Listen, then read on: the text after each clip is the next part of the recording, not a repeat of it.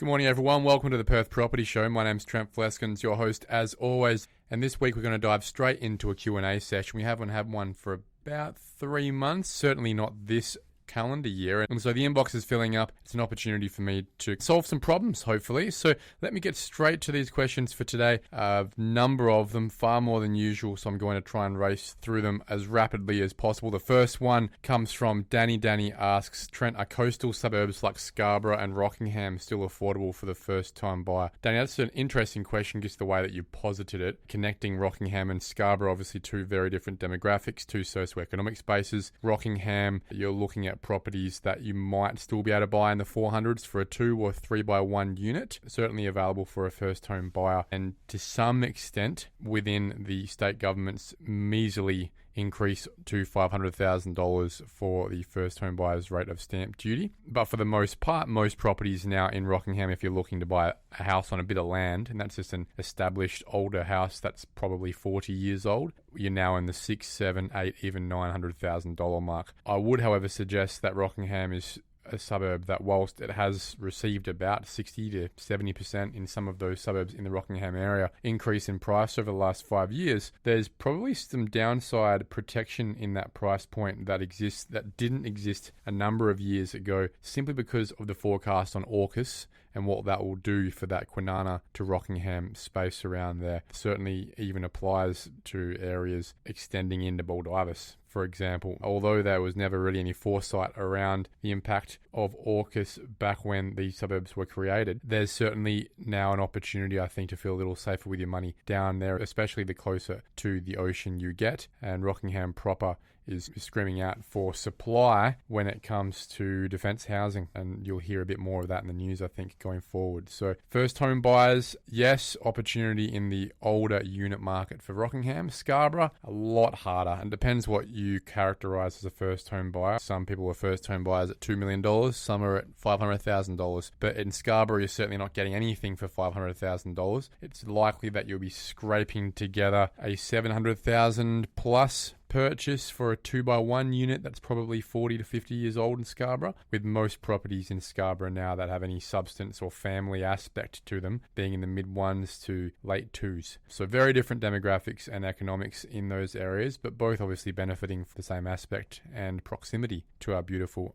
ocean. Thanks for that, Danny. Next question. Is it better to buy established homes or build new ones in Perth given current construction delays? Cheers for that. Jared, it's an interesting question because I think it depends on what your priorities are. If you're looking from an investment point of view, then certainly larger land component that has an established house that you're not paying new prices for is the way to go. It's the way that I've always gone when I was purchasing residential property to build up my portfolio in the early days. However, if you're looking to bring a family up, be in a nice new area with great parks and new schools and all the kids growing up with kids their age, then certainly there's a lifestyle aspect for that first home buyer who's looking to have that Australian dream life as well. It really depends on your priorities. If it's money making and investing and making smarter financial decisions, it's definitely the established older house. Let's say it's a Greenwood or it's a Belmont or a Willagee or Coolbellup in days gone by. But if it's more about lifestyle, then a lot of people are going for those urban fringe suburbs. If I was going to go for an urban fringe suburb and I wanted a new property in a new suburb, it would be one as closest to the ocean as possible, and that would probably end up having to be something in the northern suburbs then around Alkimos, Eglinton, Yanchep even, and obviously that means that you're protected by having at least one of the top 4 amenity factors being closeness to the ocean. So those would be my preferences there, or at least my parameters when buying new versus established. Next question comes from Gerald. Gerald asks, what are the pros and cons of selling during autumn versus spring in Perth's property market? Gerald, very topical question given we are in one of those seasons right now. Autumn is and has been for a while a very strong part of the year. I'd say the last 5 years has been characterised by coming out of slumber in mid to late January, seeing February, March, April have very strong price growth when we haven't been in an election year, to be specific, and then consistent price growth along May, June, July, August, all the way, to be frank, through to the end of the year. That's what we've seen for the last 5 years, is I'd say at least half of our growth in the first 2 to 3 months, and then the rest of it in the next 9 months. This year is going to be a bit different. The election for the state and federal side being quite a distraction, I think, to most people's investment decisions. A lot of people sitting on their hands right now, and so I expect the second half of this year to see more price growth than the first half. The first quarter having seen around 1.5% growth at the moment. Now, spring generally is called spring selling season for a reason. It means more people bringing their property to market, and when there's more supply on a market in any given day, there's less pressure on prices. Whilst people do like to advertise that's a great time to be in the market, it's probably a more feverish time for the sellers, and the buyers have a bit more choice. And we saw that last year, especially, where buyers started to finally take their foot off the FOMO accelerator and start thinking a little bit more critically, with supply going from 3,500 properties to about 5,500, dropping back down to under 5,000 over Christmas, which is where we are, around that 5,000 mark going in through April in 2025. Next question comes from Lisa. Lisa asks, which suburbs offer the best rental yields for investors targeting FIFO workers? Well, that's an interesting one, Lisa. The rental yields really have changed over the last few years, and you have to obviously factor, therefore, proximity to the airport. Over the last couple of years, those yields really have been jump out of the airport into an Uber, go down Tonkin Highway, and you're in Gosnells, Maddington, Camillo, Armidale region. That has obviously squared off a bit, where yields were at 6.5%. They're back now down to 4.5%, which is about where you'd expect, and that's because prices have just grown so much, and eventually rents have started to taper off as tenants just can't afford anymore, even though prices keep going up on the sales side. My pick actually for the longer term would be around that High Wycombe Forestfield area, and even Redcliffe. The ability to really just ride your bike from the train station would be my pick for those FIFO workers. Unless you're thinking of going even further abroad and looking in areas like Busselton, for example, I think there's a scope there for a lot of FIFO workers working hard up north and then wanting a little bit of the quiet time and the quiet life from Busselton as well, with a lot of mining companies now offering that flight as well. Thanks for that. Lucy asks the next question. Lucy says, how can investors capitalize on Perth's growing demand for short-term rentals like Airbnb properties? Interesting one, Lucy.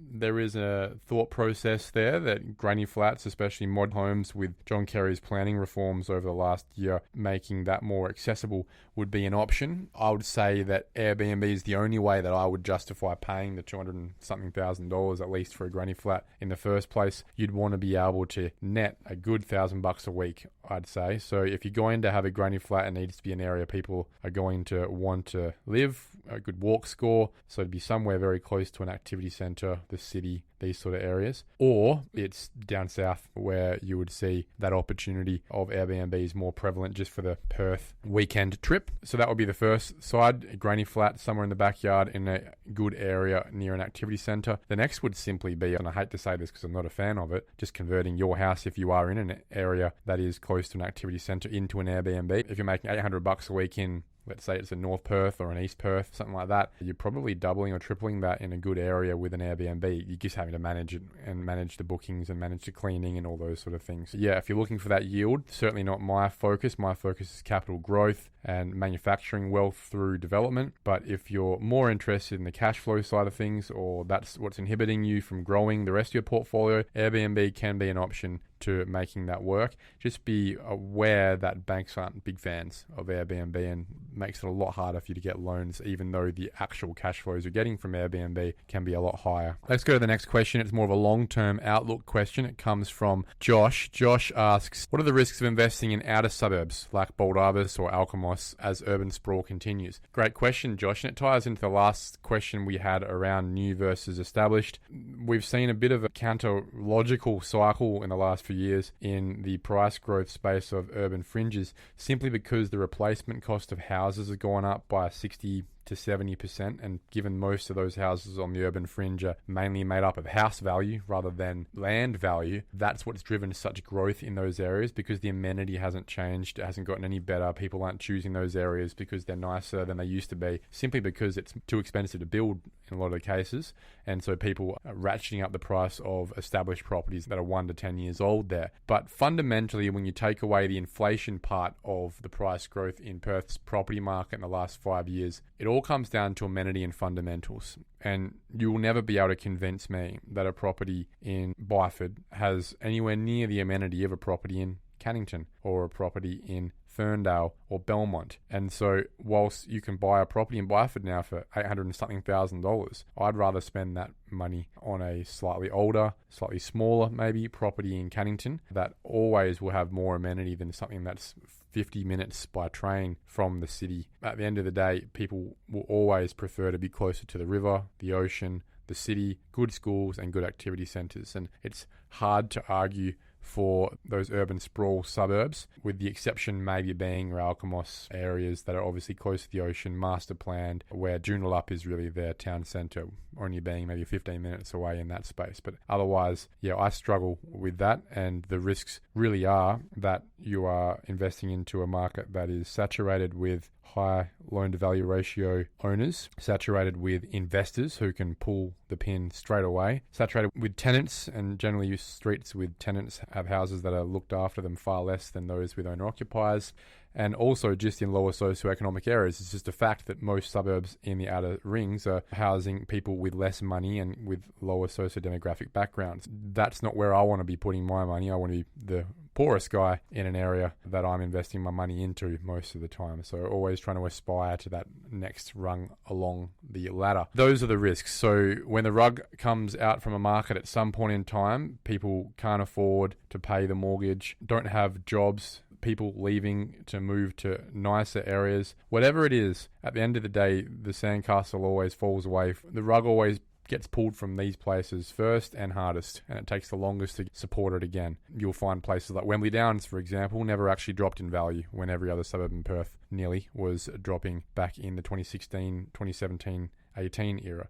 And that's because of the inherent amenity that no one really needs to leave there, and plenty of people are always trying to buy there, even in soft times. Next question comes from Sammy. Sammy asks, what are the first steps for someone looking to buy their first home in Perth? Geez, that's a very broad question. The first step is understand your financial position, and you need a budget. Get yourself on an Excel spreadsheet. We actually have one in the resources page, I believe, of perthpropertyshow.com.au, if not on Strategic Property Group's website. There is an Excel spreadsheet, a monthly budgeting tool you can look up in the resources section. That will help you with a bit of structure around how you forecast your income and expenses, especially when you're trying to factor in that first investment property. Secondly, get yourself sorted with credit checks. Make sure you have no bad credit, because when you go and see a mortgage broker, try and get a loan, the last thing you want to do is get declined because of something that happened 5 years ago with Telstra or Vodafone or a car loan. That segues on to get rid of your car loans, get rid of your credit cards, get rid of your personal loans. If you're trying to buy a house with any of those things, you will fail. So sort those things out first before trying to find yourself a house.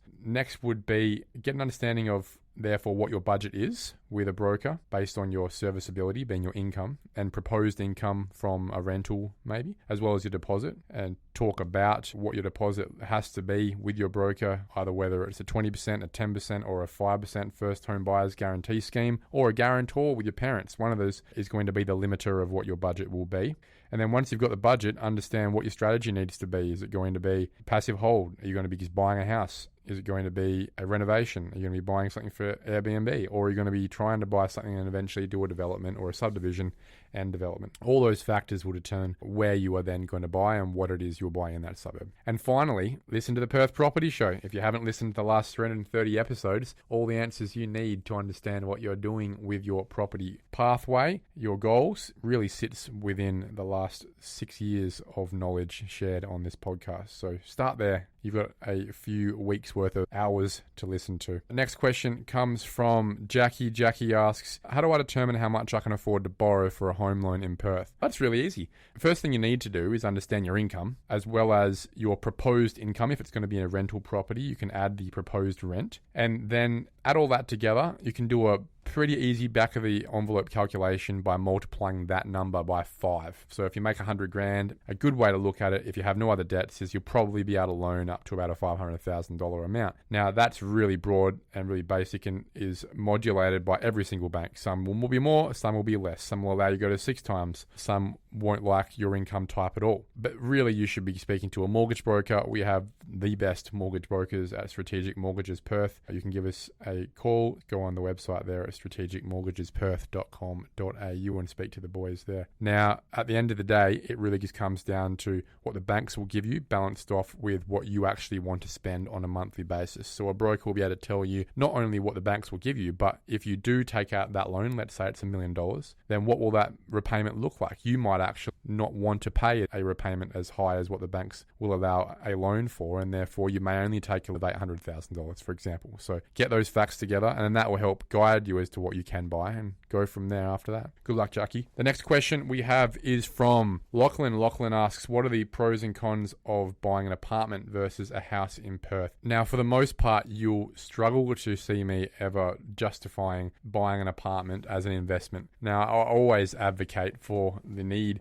for more urban infill, for more apartments to save this city from cost inflation and our grandkids never being able to buy a house, just like in Manhattan or Sydney even in the coming years, if that hasn't already happened. But personally, unfortunately, the reality in Perth still is an observation that apartments often do not grow in value. 1 in 10 apartments that are sold at a lower price than they are bought for, and it's something like 3 in 10 or 4 in 10, I think, in Sydney and Melbourne that sold for lower than they're bought for. So it's a tough one, generally with apartments from a financial perspective, and often it's the lifestyle they offer, closeness to amenities, the walk score, the security, the views, or the simplicity with a maintenance perspective that makes apartments a great lifestyle. I personally have lived in an apartment for 7 years before building the family home down the road, and it's been a great lifestyle, but I've always rented that property simply because it's never been one that I have thought of as a great investment, not only because of strata fees, but also simply because of the market, or because of the reality that land goes up and over time, generally houses depreciate.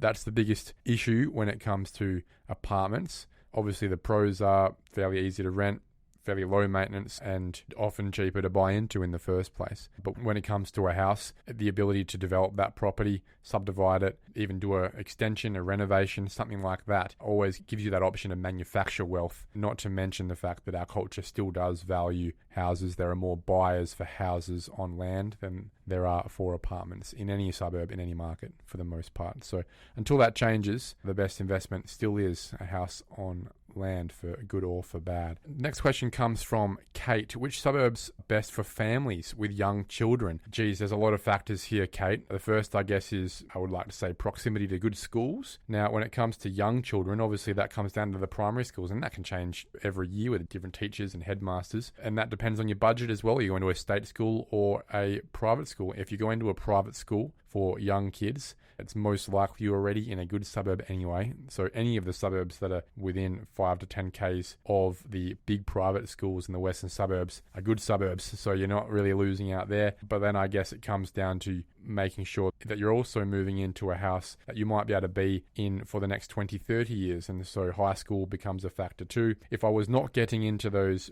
PSA or ultra wealthy private schools that we know exist in Perth, then it would be focusing on being in good intake areas for good state schools in the high school space. And those will be suburbs that sit in the intake areas of Willetton, Ross Moyne, Applecross, Mount Lawley, Churchlands, Piara Waters these days as well. Any of those catchment suburbs is most likely going to be fairly insulated from a downside risk, because there's generally always buyers in good markets and in bad markets looking to buy into those areas simply to get into the school zone itself. Make sure you do your homework. And I'll add one more Bob Hawke as well in recent years. Okay, let's get on to the last couple of questions. Question we're having here from Callum. Callum asks, how do I get started with property investing in Perth if I don't have a large deposit? That's a tough one, Callum, especially for young people these days looking to get ambitious about their money matters going forward. Now, low deposits aren't the end of the world when it comes to property. There are a number of schemes available for people who are trying to get into the market when they're young and only have 30, 40,000, possibly even 20,000 if you're lucky. Let me list them. Firstly, if you're lucky enough to have parents who have some equity in their home, even if it's $100,000 of extra equity in their home, then a guarantee from your parents, a parental guarantee, is the way to go. Have a conversation with them and essentially make the argument that, hey, if this property is going to go up by 20% in the next 3 to 4 years, let's hope it does, then you'll be able to take your parents' guarantee straight off after only a few years. They never would have had to pay a cent in mortgage because you'll have been paying that mortgage off in the first place, Callum. And at some point in time, if there's ever an issue with your ability to pay that mortgage, you can move back into home and rent the place out in the first place. The next option would be a first home buyer's guarantee from the federal government that allows you to have a 5% deposit, and the rest of it is securitized, guaranteed by the government. So the government doing a 15% government guarantee, let's call it. You get to then have access to the same banks as everyone else with the same interest rates in that NAB, Commonwealth, Westpac space, I believe, a few other banks that are there as well. You can get a mortgage with those banks directly if you want. If you don't qualify for some reason, maybe it's income for the first home buyer's guarantee scheme. Now, that just means you'll be paying lender's mortgage insurance, and a mortgage broker can help you quantify that amount as a premium that sits on top of your loan for having a loan that's more than 80% of the value of the house. And finally, one that I don't really advocate for because I don't like the scheme, I don't like the organisation generally, but that would be going to Keystart. They allow down to a 2% deposit, but slug you with massive interest rates that make it hard for you to pay off. Now, I have seen people wrangle this and do well out of it, but I also have seen a lot of people struggle with it too, given they're hamstrung with their hand behind their back trying to pay down a loan when they haven't actually even proven they can really save for a deposit in the first place. So it's a tough one for me to recommend that, but those are all the options. One more would be shared equity scheme, an idea where you can buy an apartment or a unit where you buy 70% of it, you have 70% of the equity, and the state government puts in for the other 30%. Now, obviously the downside is you don't own the whole property, but the government's also not kicking you out, and eventually you get a chance to buy that 30% off them if you want to as well. So those are all the ways that you would get in with a low deposit, and to be frank, the quicker you get in the market and learn money management skills and property skills, I don't really see a lot of downside, to be honest, especially in a market like this. And finally, the last question coming from Jeremy: what are the typical costs associated with buying a property in Perth beyond the purchase price? I guess people don't really talk about that too much, Jeremy, but we can give it to you straight up here. Obviously, you've got the purchase price, you have stamp duty if you're not a first home buyer, and you're buying a property that is over $700,000, being the top limit of the stamp duty threshold for first home buyers, but it ratchets from $500,000 to $700,000, so you can use a calculator to understand what that amount would be that you'd be hit on the stamp duty side between those numbers. If you're above $700,000, I'll be budgeting at 4.5% of the purchase price. It's a pretty easy way to understand the stamp duty impact. And then the other 0.5% is made up with the cost of paying a settlement agent, paying for a pest and building inspection, and some bank fees. Now, if you just round it all up to 5% and say, hey, look, I'm buying a property for $1 million. If you just add $50,000 to that, that will cover all of those costs there. And these are things you need to pay for, really. You should do a building inspection and pest inspection. You're going to have to pay for a settlement agent. You're going to have to pay bank fees, and stamp duty is unavoidable at that price. So budget 5% on top of the purchase price for anything you're buying, and you should be pretty covered. Guys, that is a very efficient one for me, just over 20 minutes. Appreciate your time. Next week, we've got the star Brendan Ptolemy from Heron Todd White back in the studio for our quarterly market update. Look forward to chatting with you guys next week.